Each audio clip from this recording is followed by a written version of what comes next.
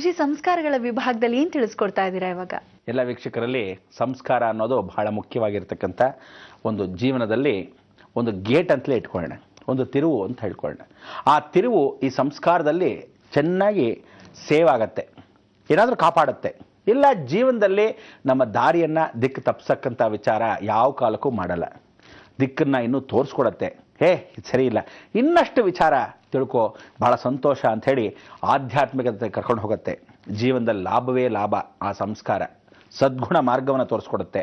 ಜೀವನದಲ್ಲಿ ಭಗವಂತನ ಕಡೆ ಕರ್ಕೊಂಡು ಹೋಗುತ್ತೆ ಸಂಸ್ಕಾರಗಳು.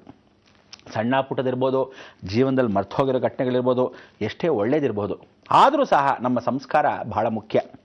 ಇವತ್ತಿನ ಸಂಸ್ಕಾರದಲ್ಲಿ ಏನು ಬಹಳ ವಿಶೇಷ ಅಂದರೆ ಏಕಾದಶಿ ಅಂತ ಹೇಳೋಣ. ಈ ಏಕಾದಶಿಯಲ್ಲಿ ಬಹಳ ಜನ ಉಪವಾಸ ಮಾಡ್ತೀರ. ದಯವಿಟ್ಟು ಎಲ್ರಿಗೂ ಏನು ಹೇಳ್ತಾ ಇದ್ದೀನಿ ಅಂದರೆ, ಏಕಾದಶಿಯಲ್ಲಿ ಉಪವಾಸವನ್ನು ಮಾಡ್ತಕ್ಕಂಥದ್ದು ಹೆಣ್ಣು ಮಕ್ಕಳು ಖಂಡಿತ ಮಾಡಬೇಡಿ ಅಂತ ಎಷ್ಟೋ ಜನಕ್ಕೆ ಹೇಳಿದ್ದೀನಿ, ಬೈದು ಹೇಳಿದ್ದೀನಿ. ಯಾಕೆಂದರೆ ಹೆಣ್ಣು ಮಕ್ಕಳು ದಿನಗಳು ಕಳೆಯೋವರೆಗೂ, ಅಂದರೆ ಅವ್ರ ಕಾಲಕ್ಕೆ ಆ ದಿನಗಳು ಕಳೆದು ಹೋಗೋ ವಿಚಾರವರೆಗೂ ಯಾವ ಕಾಲಕ್ಕೂ ಸಂತೋಷವಾಗಿ ಆನಂದವಾಗಿ ಇರ್ತಾಳೆ. ಅವಳು ಯಾವತ್ತೂ ಮುಗ್ಧವಾಗಿರ್ತಾಳೆ, ಯಾವತ್ತೂ ಮುಗುಳ್ನಗೆಯಲ್ಲಿರ್ತಾಳೆ, ಯಾವತ್ತೂ ನಗನಗ್ತಾ ಇರ್ತಾಳೆ. ಮನೆ ಸಂಸಾರ ಭಾಳ ಚೆನ್ನಾಗಿರುತ್ತೆ. ನಾರಿಯ ಪ್ರಥಮ ಧರ್ಮ ಅಂತ ಆದಿಶಂಕರಾಚಾರ್ಯ ಹೇಳಿದ್ರು. ಅದಕ್ಕೆ ಮೊದಲನೇ ಪ್ರಥಮ ಧರ್ಮ ಇವತ್ತಿನ ದಿವಸ ನಮ್ಮ ಸಂಸ್ಕಾರದಲ್ಲಿ ಏಕಾದಶಿ ದಿವಸ ಹೆಣ್ಣು ಮಕ್ಕಳು ಉಪವಾಸ ಮಾಡಲೇಬಾರ್ದು. ಮೊದಲನೇದಾಗ ಜ್ಞಾಪಕ ಇಟ್ಕೋಬೇಕು. ಯಾವತ್ತೂ ತಿಳ್ಕೊಳ್ಳಿ, ಹೆಣ್ಣು ಮಕ್ಕಳು ಎಷ್ಟೇ ಸ್ಟಿಕ್ಕರ್ ಇಟ್ಕೊಂಡ್ರು ಕುಂಕುಮವನ್ನು ಇಟ್ಕೊಳ್ಳೇಬೇಕು. ಯಾಕೆಂದರೆ ಏಕಾದಶಿ ಅನ್ನೋದೇನು ಅಂದರೆ, ಯಾವತ್ತು ಕುಂಕುಮ ಇಟ್ಕೊಳ್ಳಲ್ವೋ ಆವತ್ತಿನ ದಿವಸ ಅವಳು ಅಕಸ್ಮಾತ್ ದಿನಾಚರಣೆಗಳಲ್ಲಿ ಅಂದರೆ ಪೀರಿಯಡ್ಸಲ್ಲಿ ಇರ್ತಾಳೆ ಅಂತ ಅರ್ಥ. ತೋರಿಸ್ಕೊಡ್ತಂತೆ ಪ್ರಕೃತಿ. ಕೆಲವರು ಹೇಳ್ತಾರೆ ನೋಡಿ, ವೈದವ್ಯ ಜೀವನ ಹೇಗೆ, ಇವರು ಯಜಮಾನ್ರು ಇಲ್ಲದೇ ಇದ್ದವರು ವಿಧವೆ ಅಂತ ಹೇಗೆ ತೋರಿಸ್ಕೊಡ್ತಾಳೆ. ಜೀವನದಲ್ಲಿ ಅದನ್ನು ತೋರಿಸ್ಕೊಡೋಕ್ಕೆ ಪ್ರಕೃತಿ ಏನು ಮಾಡ್ತು, ಬಿಳಿ ಸೀರೆ ಅಂದ್ಬಿಡ್ತು. ಪಾಪ ಖಂಡಿತ ಹಾಗೆ ಮಾಡಬೇಕು ಅನ್ನೋದೇನಿಲ್ಲ. ಹೊರಗಡೆ ಇರೋರಿಗೆ ಪರಪುರುಷನ ಕಾಮದೃಷ್ಟಿ ಅವಳ ಮೇಲೆ ಬೀಳದೇ ಇದ್ದಕ್ಕೆ ಏನು ಮಾಡ್ತಿದ್ರು, ಅವಳನ್ನ ಅಸಹ್ಯವಾಗಿ ಕಾಣಲಿ, ಅವ್ರಿಗೆ ಯಾವುದೇ ಒಂದು ಅಲಂಕಾರ ಪ್ರಿಯವಾಗಿ ಇರದೇ ಇರಲಿ ಅನ್ನೋಕ್ಕೋಸ್ಕರ ಆ ರೀತಿ ಮಾಡಿದ್ರು. ಅವ್ರು ಹಾಗಿರಬಾರ್ದು ಹೀಗಿರಬಾರ್ದು ಅಂತ ಯಾವ ಶಾಸ್ತ್ರಲ್ಲೂ ಇಲ್ಲ. ಆದರೆ ಅದೇ ರೀತಿ ಗಂಡಸರಿಗೆ ಹೆಂಗಸು ಸತ್ತೋಗಿದ್ದಾರೆ ಅಂತ ಏನು ಮಾಡ್ತಿದ್ರು, ಹೆಂಗೆ ಗೊತ್ತಾಗ್ತಿತ್ತು? ಅವನು ಎಷ್ಟು ಹೆಂಡತೀರು ಕಟ್ಕೊಂಡ್ರು ಹೆಂಗೆ ಅಲ್ವಾ, ಅಂದರೆ ಯಾವುದೋ ಗೊತ್ತೇ ಆಗ್ತಿರಲಿಲ್ಲ ಈ ನನ್ನ ಮಗನ ಮದುವೆ ಆಗಿದೆಯೋ ಇಲ್ವೋ ಅನ್ನೋದು. ಆದರೆ ಹೆಂಡತಿ ಸತ್ತೋಗಿದ್ದಾಳೆ ಅನ್ನೋದು ತೋರಿಸ್ಕೊಡೋಕೆ ಆ ಕಾಲದಲ್ಲಿ ಇತ್ತು ಒಂದು ರಹಸ್ಯ. ಏನಿತ್ತೇಳಿ, ನಿಮಗೆ ಮದುವೆಗೆ ಕಾಶಿ ಸಮಾರಾಧನೆ ಮಾಡಿದಾಗ ಒಂದು ಕೋಲ್ ಕೊಡೋರು ಗೊತ್ತಾ, ಅದು ಆಧಾರ. ಪ್ರಕೃತಿ ಏನು ತೋರಿಸ್ತಿತ್ತು ಅಂದರೆ, ಈ ಕೋಲನ್ನು ನಿನ್ನ ಹೆಂಡತಿ ಸತ್ತೋದಾಗ ಆ ಕೋಲ್ ಕೈ ಹಿಡ್ಕೊ, ಅಂದ್ರೇನೋ ನಿನ್ನ ಆಧಾರ ಮುರಿದು ಹೋಗಿದೆ. ನನಗೆ ನೋಡಿ ಬೇರೆ ಆಧಾರ ಬಂದ್ಬಿಟ್ಟಿದೆ, ಆಧಾರ ಮುರಿದೋಗಿದೆ. ನೀವುಗಳು ಹುಡುಗರಾಗಿರೋರು ಭಾಳ ಜನ ಏನು ಮಾಡ್ತಾರೆ, ಈ ಕಾಲೇಜಲ್ಲೆಲ್ಲ ಏನು ಮಾಡ್ತಾರೆ, ಹೇಗೋ ಎತ್ತ ಅಂತ ಒಂದು ಲೆಕ್ಚರ್ ಇರ್ತಂತೆ. ಆ ಲೆಕ್ಚರಲ್ಲಿ ಏನು ಮಾಡೋದಂತೆ, ನಮಗೆ ಆಧಾರ ಅನ್ನೋದು ಇನ್ನೊಬ್ಳು ಹುಡುಗಿ ಮೇಲೆ ಕೈ ಹಾಕೊಂಡಾಗ ಅಂತಾರೆ. ಅಂದ್ರೇನೋ ಸತ್ತೋದ್ರೆ ಹೆಂಡತಿ ಇನ್ನೊಬ್ಬಳ ಮೇಲೆ ಕೈ ಹಾಕು ಅಂತ ಅರ್ಥ, ಇನ್ನೊಬ್ಬಳನ್ನ ಕರ್ಕೊಂಡು ಹೋಗು ಅಂತ ಅರ್ಥನ. ನಿಮ್ಮ ಯೋಗ್ಯತೆಗೆ ಅಷ್ಟು ಬೆಂಕಿ ಹಾಕ್ತು. ಆ ರೀತಿ ಏನಾದರೂ ಆಧಾರ ತೊಗೊಂಡ್ರಿ ಜೀವನದಲ್ಲಿ ಉದ್ಧಾರ ಆಗಲ್ಲ. ಅದಕ್ಕೆ ಅವ್ರನ್ನೇನು ತೋರಿಸ್ಕೊಟ್ಟಿದ್ರು, ಇವನಿಗೆ ಮದುವೆ ಆಗಿದೆ, ವಯಸ್ಸಾಗಿದೆ, ಹೆಂಗಾಗಿದ್ದಾಗಲೇ ಹೆಂಡತಿ ಸತ್ತೋದ್ರೂ ಆಧಾರ ಹೇಗೆ ತೋರಿಸಿದ್ರು, ಕೋಲ್ನಿಟ್ಕೋ. ಆ ರೀತಿ ಕೋಲ್ನಿಟ್ಕೊಳ್ಳೋದು ಆ ಕಾಲದಲ್ಲಿ ಸಂಪ್ರದಾಯದಲ್ಲಿ ಗೊತ್ತಾಗ್ತಿತ್ತು. ಪ್ಲಸ್ ಏನು ಮಾಡ್ತಾಯಿದ್ರು ಗೊತ್ತಾ, ಪಂಚೆಯನ್ನು ಹುಟ್ಟೋರು. ಕೆಲವರು ಹೇಳೋರು, ಪಂಚೆ ಅವ್ರು ಉಟ್ಕೊತಾ ಇದ್ರು ನಿಜ, ಆದರೆ ಆದರೂ ಹೆಂಗೆ ಗೊತ್ತಾಗ್ತಿತ್ತು, ಪಂಚೆ ಉಟ್ಕೊಂಡ್ಬಿಟ್ಟ ತಕ್ಷಣ ಬಿಳಿ ಪಂಚೆ ಹುಡ್ಕೊಂಡ್ರೆ ಗೊತ್ತಾಗೋದು ಇಲ್ಲ. ಬಿಳಿ ಪಂಚೆ ಅಂದರೆ ಪೂರ್ತಿ ಜರಿ ಪಂಚೆ ಹುಡ್ಕೊಂಡ್ರೆ ಅವ್ನು ಮದುವೆ ಆಗಿರೋನು. ಪ್ಲೇನ್ ಪಂಚೆ, ಯಾವ ಬಾರ್ಡ್ರ್ ಇಲ್ಲದೆ, ಸಿಕ್ಕ ಬಾರ್ಡ್ರ್ ಇದ್ದರೆ ಅಂಥ ಬಾರ್ಡ್ರ್ ಇದ್ದೆ ಅವನು ವಿಡೋಯರ್, ಅಂದರೆ ಮದುವೆ ಆಗದೆ ಇರ್ತಕ್ಕಂಥವನು ಅಂತಲ್ಲ, ಮದುವೆ ಯಜಮಾನ್ರು ಅವನು ಯಾವ ಕಾಲಕ್ಕೂ ಅವನು ಹೆಂಡತಿನ ಕಳ್ಕೊಂಡವನು ಅಂತ ಹೇಳಿ ಗೊತ್ತಾಗ್ತಿತ್ತು. ಅಂದರೆ ಹೆಂಡತಿ ಇವತ್ತಿಗೂ, ನಾನು ಯಾಕೆ ಹೇಳ್ತಾ ಇದ್ದೀನಿ ಈ ಮಾತೆಲ್ಲ ಅಂದರೆ, ಯಾವ್ಯಾವ ರೀತಿ ಹೇಗೆ ಕಾಣಬೇಕು, ಯಾರಿಗೆ ಹೆಂಗೆ ಗೊತ್ತಾಗ್ತಿತ್ತು ಅನ್ನೋದು ಮೊದಲೇ ಗೊತ್ತಾಗೋಕ್ಕೋಸ್ಕರನೇ ಈ ಥರ ಒಂದು ಸಂಸ್ಕಾರಗಳನ್ನ ಸಂಪ್ರದಾಯಗಳನ್ನ ತಂದರು.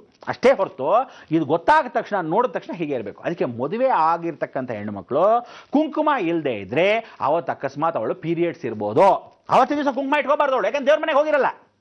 ದಿನನಿತ್ಯ ಅವಳು ಕುಂಕುಮ ಇಟ್ಕೊಂಡಿದ್ರೆ ಏನರ್ಥ, ಈ ರೀತಿ ಇವಳು ಯಾವ ಕಾಲಕ್ಕೂ ಗಂಡ ಸತ್ತೋದವಳು ಒಂದು ಅನ್ಕೊಂತಾರೆ. ಇಲ್ಲ ಎರಡನೇದು, 24 ಗಂಟೆ ಇವಳು ಅಯ್ಯೋ ಇವಳು ಈಚೆ ಆಗಿದ್ದಾಳೇನೋ ಇವತ್ತು, ಅದಕ್ಕೆ ದೇವ್ರ ಮನೆಗೆ ಹೋಗಿಲ್ಲ, ಕುಂಕುಮ ಇಟ್ಕೊಂಡಿಲ್ಲ, ಬರೀ ಸ್ಟಿಕ್ಕರ್ ಅನ್ಕೊಂತಾರೆ.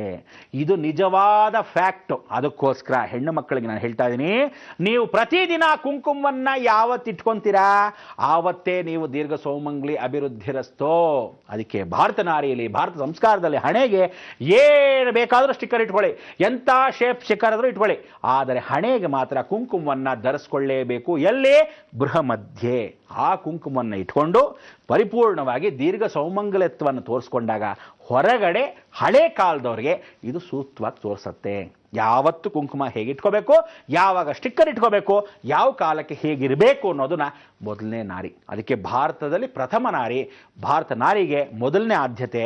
ಇವತ್ತು ಭಾರತ ದೇಶದಲ್ಲಿ ಎಂಥ ಸಂಸ್ಕಾರ ಇಲ್ಲದಿದ್ರು ಹೆಣ್ಣು ಮಕ್ಕಳನ್ನ ಮೊದಲನೇದಾಗಿ ತೋರಿಸ್ತಕ್ಕಂಥ ವಿಧಿವಿಧಾನ ಈ ರೀತಿ. ಅದಕ್ಕೋಸ್ಕರ ಇವತ್ತು ದಯವಿಟ್ಟು ಏಕಾದಶಿ ಉಪವಾಸಗಳು ಮಾಡಬೇಡಿ, ಒಣಗಬೇಡಿ, ಲಕ್ಷಣ ಚೆನ್ನಾಗಿ ತಿನ್ಕೊಂಡು ಅನ್ವಯಿರಿ. ಹಣೆಗೆ ಕುಂಕುಮ ಇಟ್ಟುಕೊಳ್ಳದೆ ಯಾವ ಕಾಲಕ್ಕೂ ಹೆಣ್ಣು ಮಕ್ಕಳು ಯಾವಾಗ ಕುಂಕುಮ ಇಟ್ಕೋಬಾರ್ದು, ದೇವ್ರ ಮನೆಗೆ ಹೋಗಿದ್ದಾಗ ಯಾವ ಕಾಲಕ್ಕೆ ಕುಂಕುಮ ಇಟ್ಕೊಳ್ಳದಿದ್ರೆ ಏನು ಅರ್ಥ ಮಾಡ್ಕೊತಾರೆ, ಗಮನ ಇರಬೇಕು.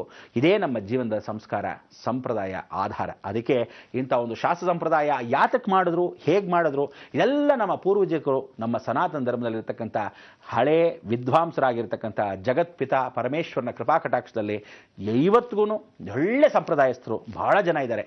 ಅಂಥ ಸಂಪ್ರದಾಯ, ಸಂಸ್ಕಾರ, ಸಂಸ್ಕೃತಿ ನಮ್ಮ ಮುಂದಿನ ಜೀವನ ಪೀಳಿಗೆಗಳಿಗೆ ಗೊತ್ತಾದರೆ ನಿಜಕ್ಕೂ ಸಾಕ್ಷಿ. ನಾವುಗಳು ಎಷ್ಟೋ ಜನ ನಿಜ ಜೀವನದಲ್ಲಿ ಯಾವ ಕಾಲಕ್ಕೂ ಒಳ್ಳೆ ಬಟ್ಟೆಗಳನ್ನು ಹಾಕೋಬೇಕು ಬೇಡ, ಯಾವ ಕಾಲಕ್ಕೆ ಈ ರೀತಿ ಅನ್ನವನ್ನು ಊಟ ಮಾಡಬೇಕಾದ್ರೆ ಕೈಯಲ್ಲಿ ಕಲಿಸ್ಕೋಬೇಕು ಬೇಡ, ಬೆರಳಲ್ಲಿ ಮಾತ್ರ ಕಲಿಸ್ಕೋಬೇಕಾ, ಪೂರ್ತಿ ಕೈಯಲ್ಲಿ ಕಲಿಸ್ಕೋಬೇಕಾ, ಯಾತಕ್ಕೆ ಏನು ಅನ್ನೋದು ನಾಳೆ ದಿವಸ ಸಂಪ್ರದಾಯದಲ್ಲಿ ಸಂಸ್ಕೃತಿಯಲ್ಲಿ ತಿಳ್ಕೊಳ್ಳೋಣ. ನಾವು ನೀವು ಇಂಥ ಒಂದು ಮಂಗಳಕರವಾಗಿರ್ತಕ್ಕಂಥ ದಿನದಲ್ಲಿ ಬಂದಿರತಕ್ಕಂಥ ಏಕಾದಶಿಯಲ್ಲಿ ಪರಮಾತ್ಮನ ಪಾದಕ್ಕೆ ಶರಣು ಅಂತ ಹೇಳ್ತಾ, ಇವು ನಾವು ಹೇಳಬೇಕಾದೇನೋ ಲೋಕ ಸಮಸ್ತ ಸುಖಿನೋ ಭವಂತು, ಸನ್ಮಂಗಳಾನಿ ಭವಂತು. ಗುರುಜಿ, ಸುಸಂಸ್ಕೃತರು, ಸಂಪ್ರದಾಯಸ್ಥರು ಅಂತ ಅನ್ನಿಸ್ಕೋಬೇಕು ಅಂದ್ರೆ ನಾವ್ ಏನ್ ಮಾಡ್ಬೇಕು ಅಂತ ಕೂಡ ತಿಳಿಸ್ಕೊಟ್ಟಿದ್ದೀರಾ. ನಮ್ಮ ಒಂದು ನಾರಿಯ ಪ್ರಥಮ ಧರ್ಮವೇ ಅದು, ಅಂದ್ರೆ ಕುಂಕುಮವನ್ನ ಧರಿಸಲೇಬೇಕು ಅಂತ ಹೇಳಿದ್ದೀರಾ. ಹಾಗೆ ಇವತ್ತು ಏಕಾದಶಿ, ದಯಮಾಡಿ ಯಾರು ಉಪವಾಸ ಮಾಡಬೇಡಿ ಅಂತ ಕೂಡ ಹೇಳಿದ್ದೀರಾ. ನಮ್ಮ ಈ ಕಾರ್ಯಕ್ರಮಕ್ಕೆ ಆಗಮಿಸಿ ಇಷ್ಟೆಲ್ಲ ಮಾಹಿತಿಯನ್ನ ಎಂದಿನಂತೆ ನೀಡಿದ್ದಕ್ಕಾಗಿ ಧನ್ಯವಾದಗಳು. ವೀಕ್ಷಕರೇ, ಸರಿ ಹೊರಡ್ತಾ ಇದೀವಿ. ನಾಳೆ ಮತ್ತೆ ಸಿಗ್ತೀವಲ್ಲ 9 ಗಂಟೆಗೆ ನಿಮ್ಮ ನೆಚ್ಚಿನ ಅಚ್ಚುಮೆಚ್ಚಿನ ಬೃಹತ್ ಬ್ರಹ್ಮಾಂಡ ಕಾರ್ಯಕ್ರಮದಲ್ಲಿ ಅಂತ ಹೇಳ್ತಾ ಹೋಗಿ ಬರ್ತೀವಿ ನಮಸ್ಕಾರದೊಂದಿಗೆ.